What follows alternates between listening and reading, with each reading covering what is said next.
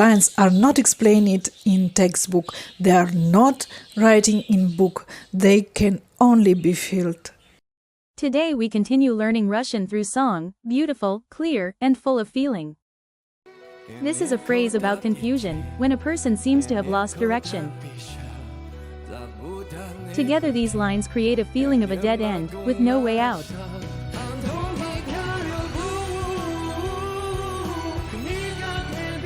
Such lines are very poetic, almost like a confession.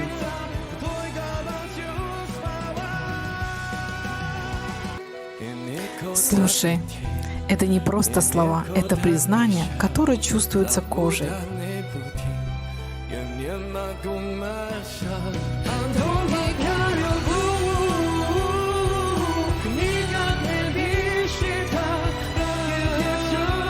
Now you tell me, which lines do you feel the most?